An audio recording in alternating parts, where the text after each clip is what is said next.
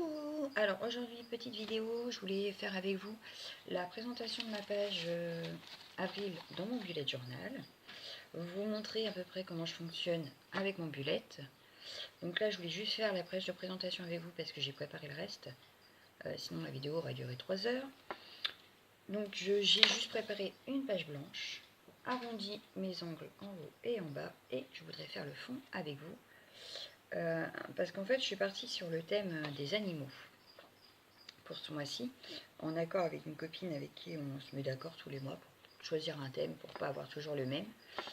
Et du coup nous sommes partis sur les animaux. Donc moi, comme c'est le printemps, sur ma page présentation d'avril, je veux juste des oiseaux, des papillons, bon, avec des fleurs forcément pour le printemps. J'ai donc tout préparé pour tout ce qui va être collé par dessus, et on fera ça ensemble. Pour l'instant, je voudrais donc, elle ira ici. Quand on tourne, j'ai donc préparé mon calendex. Donc voilà, avec le thème des animaux. Donc là, c'est pas rempli, il manque les jours fériés, il me manque les vacances scolaires. Parce qu'en fait, je le fais en même temps que je renote tous les rendez-vous du mois. Qui sont en fait, quand j'ai commencé le bullet, j'ai ma page... pour pas dire de bêtises, voilà. Futurlog. Donc j'essaye de... Ici, où j'ai tout noté au fur et à mesure et que je renote tous les mois, que je reporte dans mon calendex du mois. Donc voilà. Ensuite, on passe, j'ai noté tout ce qui était anniversaire sur cette page-là, donc les persos, ceux des copinettes. En face, j'ai rien noté pour pas que vous voyez, mais c'est les comptes de monsieur, enfin du compte à monsieur. Derrière, donc il y a encore 2 pages, dont une pour mes propres comptes. Et l'autre, c'est au cas où je fasse une commande AliExpress. J'aime bien avoir une trace pour savoir ce qui est arrivé et pas encore arrivé. Ensuite, j'ai une page comme ceci. Donc là, il faut que je remette à jour d'ailleurs. C'est tous nos échanges scrap, les concours que je dois faire, les défis auxquels je me suis inscrite, etc. Donc je les renote ici. Les appels de cartes aussi. Enfin, tout ce qui concerne le scrap, j'essaye que ça rentre sur les 2 pages. Sinon, ça veut dire que j'ai pris trop de choses à faire. C'est que donc ça va pas. Donc j'essaye de me limiter à ces 2 pages-là. Ensuite, nous avons la page. Donc ça, c'est pro. Donc ça regarde personne. Et j'ai préparé ma première semaine pour que vous voyez comment elle se présente. Donc voilà, donc là, j'ai tous mes jours. Voilà. En fait, ici, c'est tout ce qui est perso. Ici, ce sera tout ce qui est boulot. Et là, j'ai fait une 3e case qui n'existait pas jusque-là. C'est YouTube. Donc par exemple, si je veux noter la vidéo que je veux filmer et la vidéo que j'ai mis en ligne. Comme ça, je sais à peu près ce que vous avez par jour. Ensuite, là, il y a le petit calendrier du mois. Donc pour savoir, en couleur, c'est la semaine en cours. On a ensuite là. Les notes, et ce que j'ai à faire. Et en face, j'ai fait une wishlist. Ce qui est souvent pour le scrap, quand je vois par exemple sur une vidéo des copines, elle a utilisé ça, ça me plairait, je leur note ici. Donc voilà. Et du coup, comme je fais semaine par semaine, après, il n'y a plus rien. Parce que entre deux, je vais pouvoir noter, par exemple, si j'ai un souvenir à mettre avec mes enfants, je prépare la page, je mets les photos et voilà. Donc ça, c'est fait au fur et à mesure du mois. Donc voilà, par exemple, pour le mois de mars, vous voyez, j'ai fait ma page de présentation. J'ai le petit onglet ici qu'il faut que je retrouve. Impossible de remettre la main dessus. Qu'est-ce que j'en ai fait? J'en sais rien. Donc il faut que je le recherche. Et forcément, j'ai mon calendex, etc. comme tous les mois. Donc voilà. Et voilà, des pages spéciales, par exemple, c'était ça. Là, j'ai pas mis de photo, donc je peux vous montrer. Là, c'était la page spéciale Saint-Valentin. Et ça, c'est parce qu'au mois de février, c'est un mois spécial pour moi. Donc j'ai voulu faire une page spéciale par rapport à ma vie personnelle. Donc qu'est-ce que j'aurais pu... Ah oui, entre deux, il peut y avoir aussi des pages comme là. C'est ma collection Gorgeous, donc pour savoir ce que j'ai, ce qui me manque, pour pas recommander 2 fois la même. Et en marque-page, j'ai gardé la petite carte de Ninon. Donc voilà, par exemple. Donc maintenant, je vais mettre pause. Je vais chercher tout le matériel qu'il faut pour faire mon fond que j'avais dans l'idée de faire. Et on y va. Donc voilà, donc comme j'ai décidé de travailler avec les encres en spray, histoire de les tester sur autre chose qu'un fond noir, parce qu'hier je n'ai pas été très satisfaite, je vais mettre du gesso blanc histoire de bien préparer ma feuille à ce qu'il va lui arriver. Donc il faut bien en mettre partout forcément, histoire que... Mais voilà, comme j'avais décidé de tester mes enfants spray autrement, et puis pour en garder une petite trace dans mon bullet. Et puis en plus de ça, ça permettra de voir au fil du temps si j'arrive à mieux les utiliser ou pas.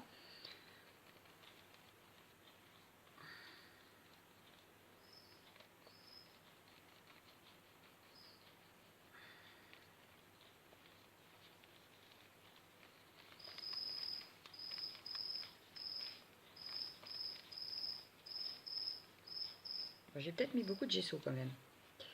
C'est pas très grave.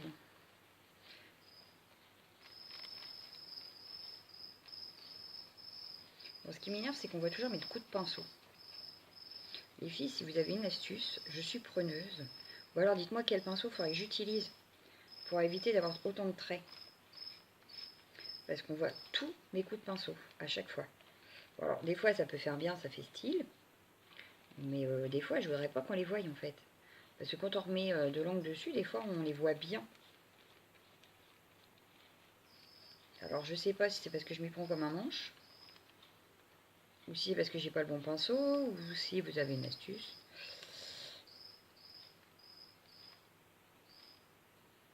Ou alors faut que je mette 2 couches peut-être. Pour qu'on les voie moins.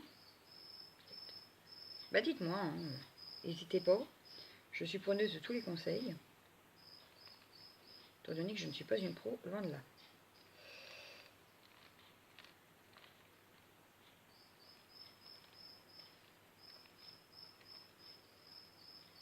Voilà. Maintenant, il faut le faire sécher le gesso, forcément. Forcément. Je reviens. Donc voilà, le gesso est sec. Je vais tester. Donc maintenant, bon, je regrette de ne pas avoir de bleu dans mes sprays. Mais c'est pas grave, j'utiliserai la poudre après. Je vais juste mettre... voilà, on va en mettre 3. Je ne voudrais pas du trop foncé. Je croyais en avoir un quatrième. Alors, mon quatrième spray a disparu, je sais pas. Ah, il est là. Il s'était fait la malle. Donc, parce que je voudrais pas trop foncé. Hein. Ouais, je vais enlever celui-là et je vais mettre celui-là. Voilà. Donc, on va commencer par plus clair. C'est parti.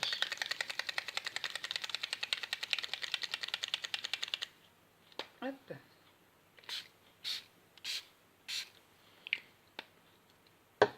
On va mettre le orange. Alors, c'est pareil, là, je vois pas spécialement ce que je fais. Et en plus, bientôt, il faut que j'aille à l'école. Et vous voyez, on voit les traits. C'est pas normal, si? Je sais pas. Là, ça coule, hein. Ça coule, ça coule, ça coule. Hein.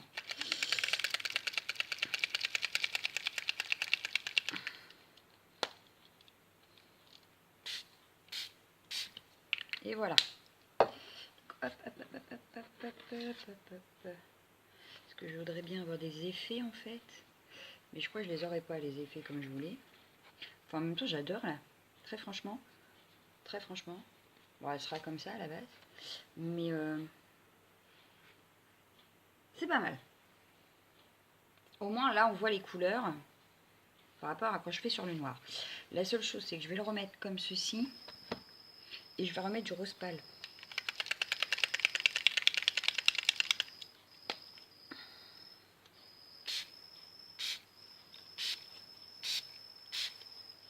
Ah, voilà. Là, j'adore.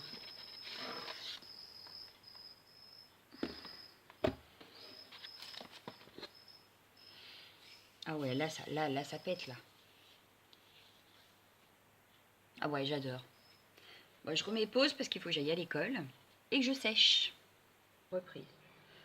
Donc maintenant, je voulais mettre un petit peu de paillettes, enfin de paillettes, oh, de poudre, mais bleu, histoire de rajouter un petit peu de bleu quand même. Donc, hop. Ah oui, désolé, on entend peut-être les dessins animés de Mademoiselle. Hop. Je vais pas en mettre 3 tonnes non plus. Et de l'eau. Hop.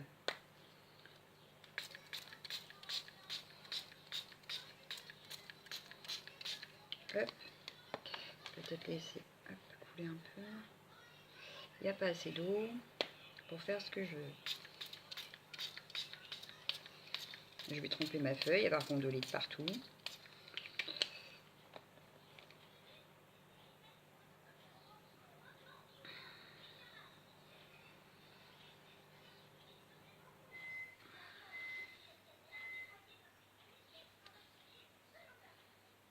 Voilà. Ce que je vais faire, c'est que là, c'est un petit peu trop vif. Je vais mettre un petit coup de sopalin pour enlever le surplus et que ça fasse un petit peu plus pâle.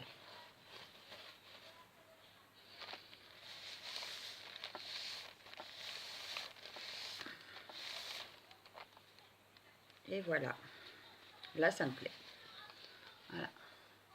Donc, je vais mettre un petit coup de heat gun quand même pour bien sécher et pouvoir faire ma déco après. À tout de suite.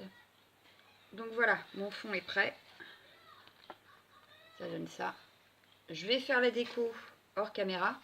Je vous montre une fois fini avant de le poser dans mon bullette. Et voilà pour aujourd'hui. Donc voilà, ça y est, ma page présentation est terminée. Je vous la montre en détail. Donc voilà. Le avril, je l'ai fait sur une étiquette que j'avais reçue dans un échange avec Lulu Scrap.